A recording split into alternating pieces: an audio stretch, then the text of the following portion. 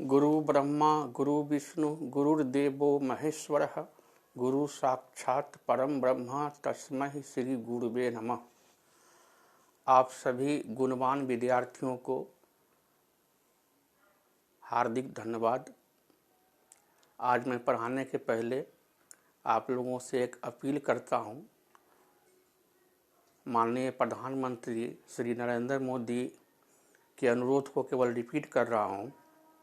जब तक दवाई नहीं तब तक ढिलाई नहीं। कोरोना संक्रमण अभी गया नहीं है। इससे बचने का सबसे अच्छा उपाय है मास्क लगाए रखिए और सोशल डिस्टेंसिंग का पालन कीजिए, पौष्टिक आहार लीजिए, सावधानी बरतिए। तो अब हम चले जाते हैं पढ़ाई पर। आज आपका ये टॉपिक होगा। हमने कल कहा था कि अगले वीडियो में मौसम निकालने का हम 3-4 तरीका बताएंगे। अभी बतला रहे हैं आपको। फिर अगले वीडियो में हम एलसीएम डालेंगे और अंक गणित का मूलभूत पढ़ने से आपको अवगत कराएंगे। तो ये चैप्टर आपका पूरा समाप्त हो जाएगा। बिहार विद्यालय परीक्षा समिति पटना के माध्यम से जो विद्यार्थी फॉर्म भरे हुए हैं, जिसकी परीक्षा 17 फरवरी 2021 से होना सुनिश्चित है, उन विद्यार्थियों से नम्र निवेदन है, हमारी बात को बड़े ही गौर से सुनेंगे। बोर्ड पर हम जब कहेंगे नोट कर लीजिए तो नोट कर लीजिएगा। बिहार बोर्ड में लगभग 16 लाख विद्यार्थी फॉर्म भरे हुए हैं। संजोग से अधिकतर विद्यार्थी ग्रामीण क्षेत्र से बिलोंग करते हैं बिहार विद्यालय बोर्ड के माध्यम से। तो मैं अपना 100% प्रयास कर रहा हूं कि हमारे क्रैश कोर्स के माध्यम से आपको मैथ में 100 में 100 नंबर चले आवे। तो आप इस टॉपिक को नोट कर लीजिए।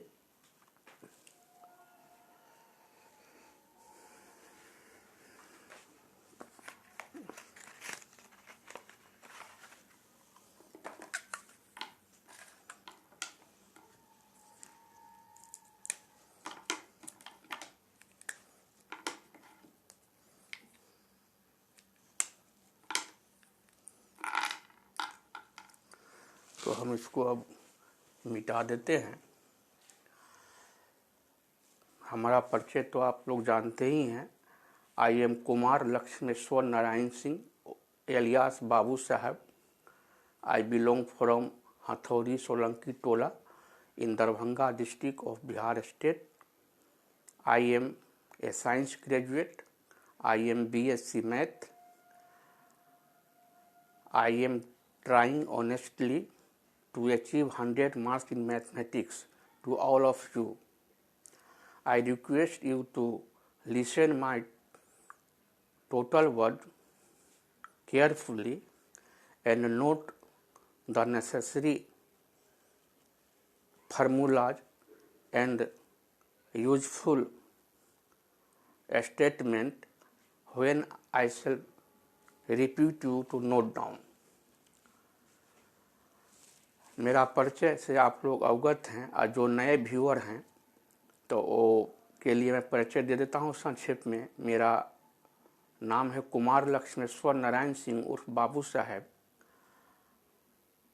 मेरा गांव पड़ता है हथौड़ी सोलंकी टोला, जो दरभंगा जिला में पड़ता है बिहार प्रांत का। मैं मैथमेटिक्स से स्नातक हूं, ग्रेजुएट हूं, BSc किया हूं और मैं विगत 30 वर्षों से विद्यार्थियों की सेवा करता रहा हूं, ईमानदारी से, पूरी मेहनत के साथ। तो अब आप चले आइए पढ़ाई पे।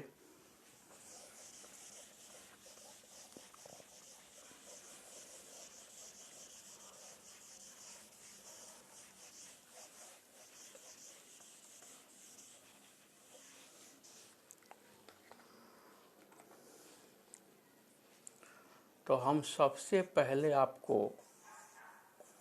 मौसम मतलब HCF निकालने का तरीका बताते हैं।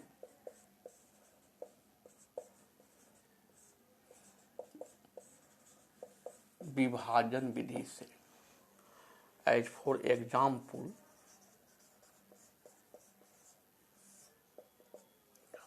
12 और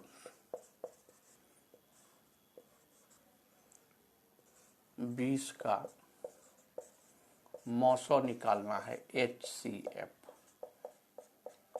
विभाजन विधि मतलब भागा विधि से। इस विधि का ज्ञान आपको 5वीं कक्षा से ही हो चुका है।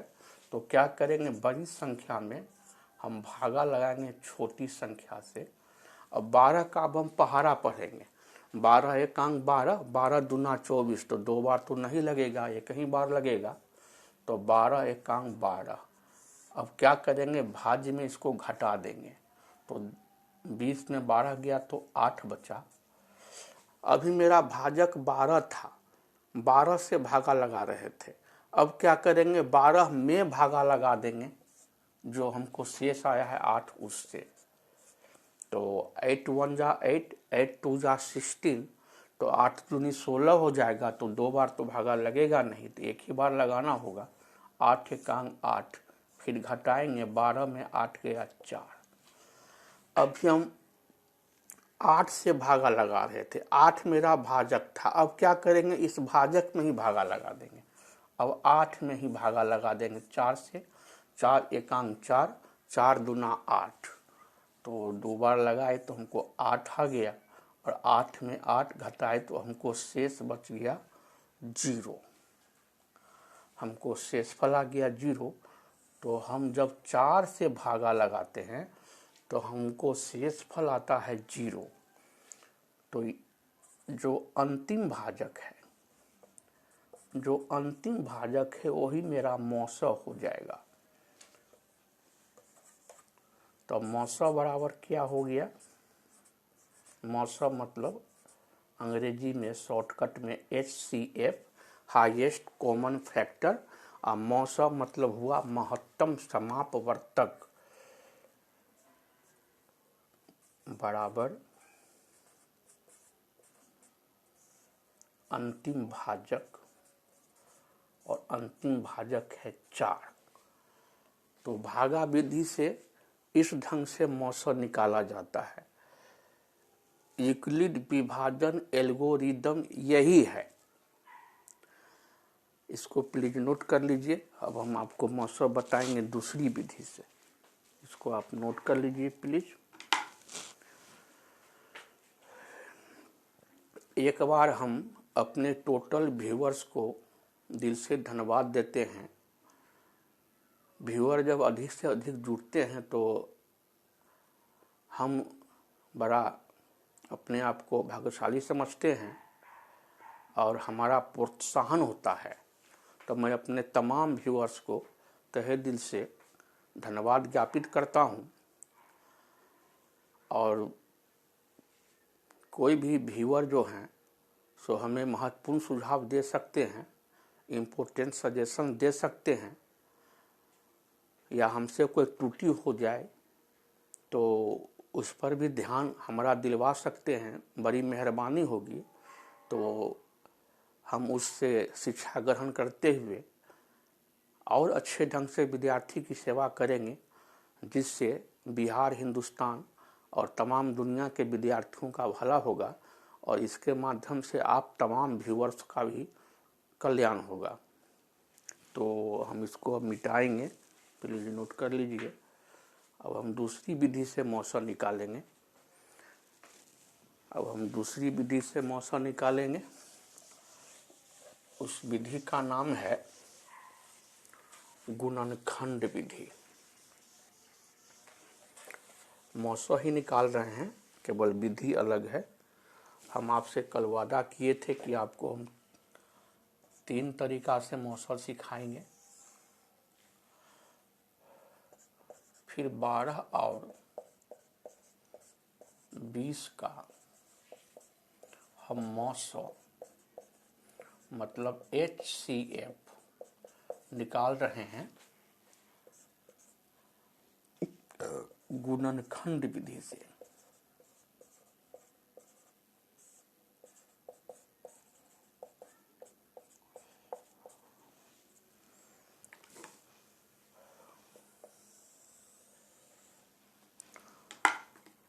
तो हम क्या करेंगे,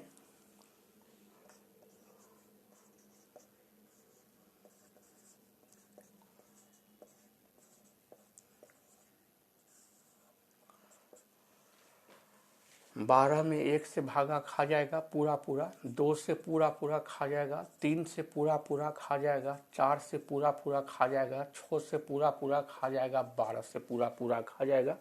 तो 1 2 3 4 6 12, 12 का गुणनखंड हुआ। क्यों हुआ?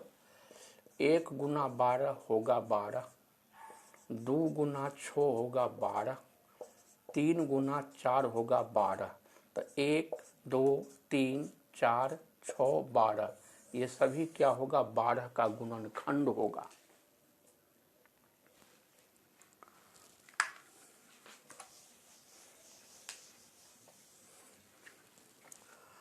अब हम 20 का गुणनखंड निकालते हैं।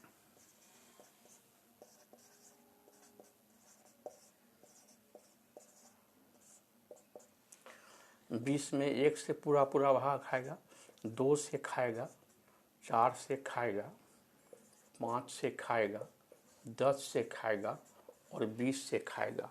तो 1 2 4 5 10 20, 20 का गुणनखंड हुआ। क्यों हुआ?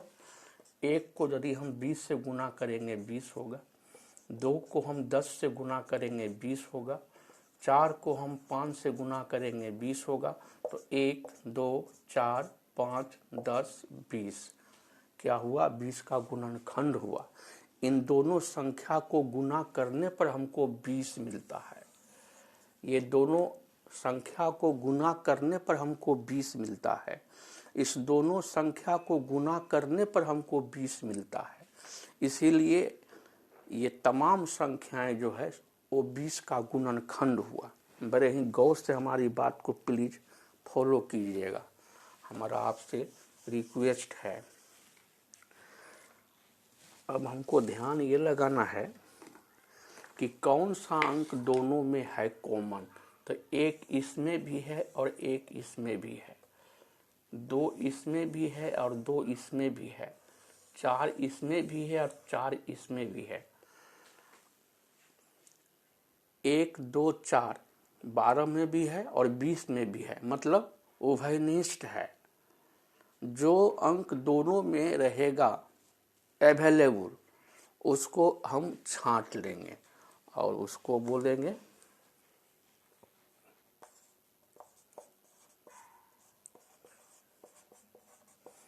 सार्वगुणनखंड, अंग्रेजी में बोलेंगे कॉमन।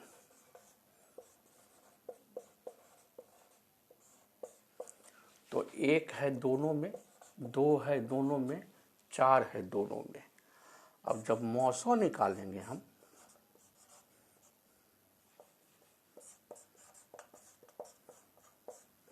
तो जो सबसे बड़ा है कॉमन में उसको छांट लेंगे।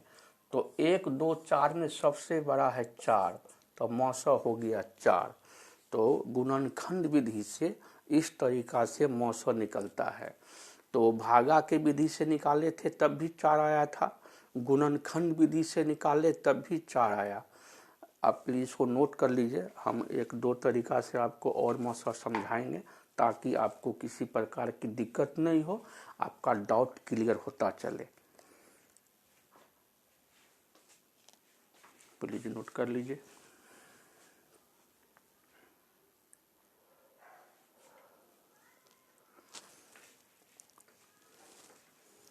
तो अब इसको हम मिटा देते हैं, आप लोग नोट कर लिए होइएगा। अब तीसरी विधि से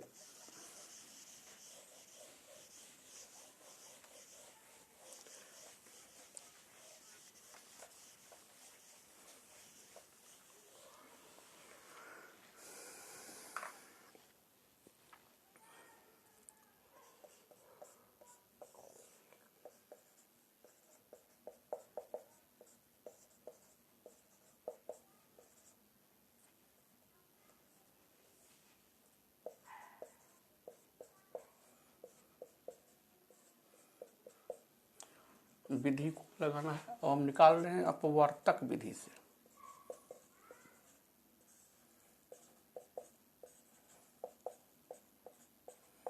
हम फिर 12 और 20 का मौसम निकाल रहे हैं, लेकिन विधि है अपवर्तक विधि। तो हम क्या करेंगे,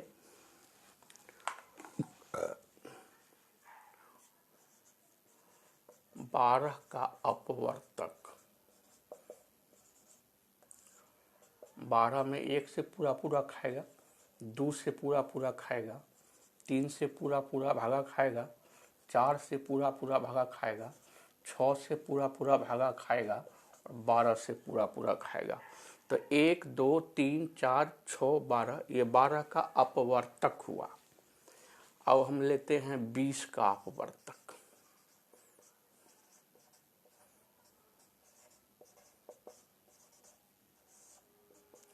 20 में 1 से पूरा पूरा भागा लगेगा, 2 से पूरा पूरा भागा लगेगा, 4 से पूरा पूरा भागा लगेगा, 5 से पूरा पूरा भागा लगेगा, 10 से पूरा पूरा भागा लगेगा और 20 से पूरा पूरा भागा लगेगा। तो कल भी आप लोगों को हम बतलाए थे कि जिस संख्या से किसी संख्या में पूरा पूरा भागा लग जाता है उसको हम बोलते हैं अपवर्तक। अब हम क्या करेंगे, ये दोनों अपवर्तक की श्रेणी में जो कॉमन होगा, मतलब दोनों में अवेलेबल होगा, हम उसको जो है सो घेरा लगा देंगे, छांट लेंगे। 1 है इसमें भी, इसमें भी, 2 इसमें भी है और इसमें भी है, और 4 भी दोनों में कॉमन है, और 10 इसमें है इसमें नहीं है, 20 इसमें है इसमें नहीं है तो उसको छोड़ देंगे, 12 इसमें भी है इसमें नहीं है, 3 इसमें है इसमें नहीं है, तो जो दोनों में अवेलेबल नहीं है, कॉमन नहीं है, उसको हम नहीं लेंगे। जो दोनों में अवेलेबल है, कॉमन है, उसको लेंगे और वो मेरा कहलाएगा समापवर्तक। तो इस घेरा में से एक अंक को छांटेंगे, इस घेरा में से एक अंक छांट लेंगे, इस घेरा में से एक अंक छांट लेंगे। अब जो सबसे बड़ा समापवर्तक होगा वही मेरा महत्तम समापवर्तक होगा। महत्तम समापवर्तक, महत्तम मतलब सबसे बड़ा,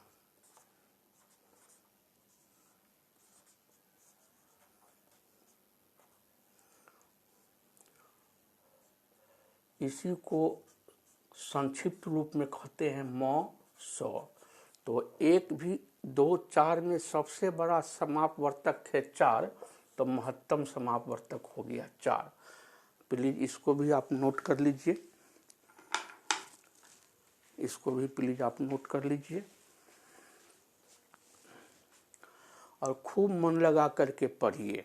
ये हमारी गुजारिश है आप लोगों से, बहुत अच्छा रिजल्ट लाइए।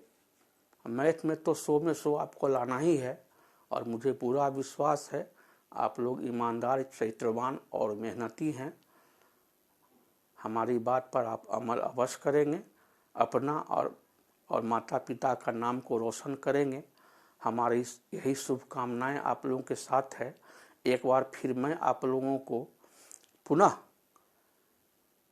सुझाव देते हुए आप लोगों का अच्छे स्वास्थ्य की कामना करता हूं और अच्छा स्वास्थ्य आपका रहे, तो इसके लिए एक बार सचेत करता हूं। ऐसे आपको भारत सरकार और बिहार सरकार भी सचेत कर रही है। कोरोना से बचने के लिए जब तक दवाई नहीं तब तक ढिलाई नहीं।